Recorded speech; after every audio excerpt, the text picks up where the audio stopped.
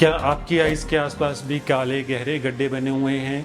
वो क्या चीज़ होती है? Hello, I am doctor Harpreet, cataract and refractive surgeon. और आज मैं आपको बताऊंगा कि ये जो काले घेरे आँख के आसपास बन जाते हैं, इसका क्या रीज़न है, क्यों ये बनते हैं। और वीडियो को एंड तक देखिए। एंड में मैं आपको एक आई के बारे में इंटरेस्टिंग फैक्ट्स भी बताऊंगा कि ये काले गड्ढे जो क्यों बनते हैं। इसके कई कारण होते हैं। एक तो सबसे पहले न्यूट्रिशनल डेफिशिएंसी होती है। कई बार आपने देखा होगा, बच्चे अगर अच्छी तरह खाना नहीं खाते तो आसपास ऐसे काले काले घेरे बनने शुरू हो जाते हैं। तो उसमें मोस्टली वाइटामिन्स और मिनरल्स, जिंक डेफिशिएंसी वगैरह हो सकती है, उसके कारण ये चीज़ें बन सकती हैं।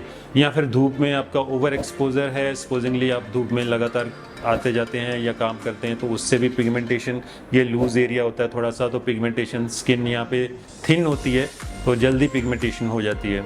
और कभी कभी क्या होता है कि इन दोनों में से कोई भी कारण नहीं होता, लेकिन यहाँ पे जैसे वैसे ही डीप एक गहरा ट्रेंच टाइप बन जाता है, जिसको हम टीयर ट्रफ बोलते हैं। वैसे ही एक गहरा खड्डा यहाँ से यहाँ तक बन जाता है, तो उनको बोलते हैं टीयर ट्रफ।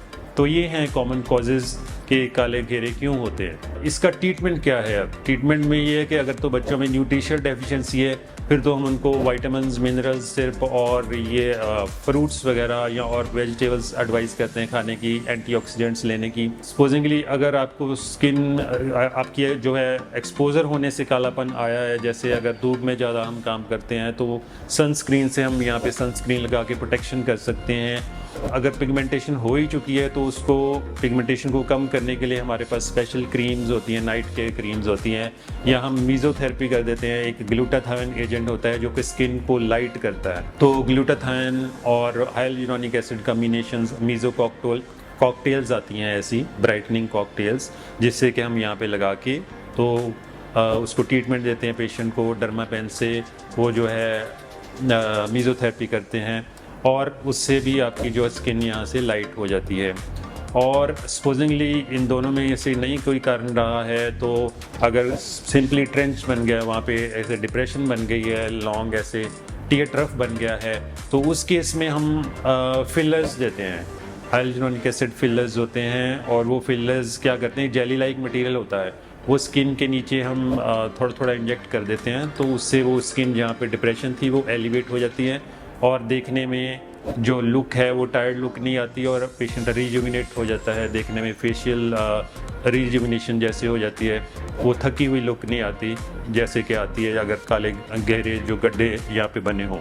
सो ये है सारे कॉजेज़ और ट्रीटमेंट, ये जो काले गहरे गड्ढे बन जाते हैं आइज़ के आसपास। और जैसे कि मैंने आपको प्रॉमिस किया था, एक इंटरेस्टिंग फैक्ट बताऊंगा आइज़ के बारे में। मैं आपसे क्वेश्चन करता हूं कि ये जो आई लैशेज़ हैं ये क्यों हमें दी गई हैं भगवान की तरफ से, नेचर की तरफ से, इसका क्या पर्पज़ है? क्या कभी आपने सोचा है बाकी जगह कहीं और बाल नहीं है? बाल हैं लेकिन इस तरह नहीं है कि पलकों के आसपास ऐसे सुंदर बाल क्यों बने हुए हैं? तो इसका आंसर है कि जैसे ही कोई फॉरेन बॉडी या कोई मच्छर या कोई इंसेक्ट आपकी तरफ आता है तो एकदम से पलक बंद हो जाती है रिफ्लेक्सली। वो भी एक रिफ्लेक्स बना हुआ है प्रोटेक्शन के लिए। तो वो जो फॉरेन बॉडी या इंसेक्ट है वो इनमें स्टक हो जाता है पलकों में, आँख के अंदर नहीं आता, तो आँख का बचाव हो जाता है। सो बेसिकली जो हेयर हैं वो आपकी आइज़ को प्रोटेक्ट करते हैं।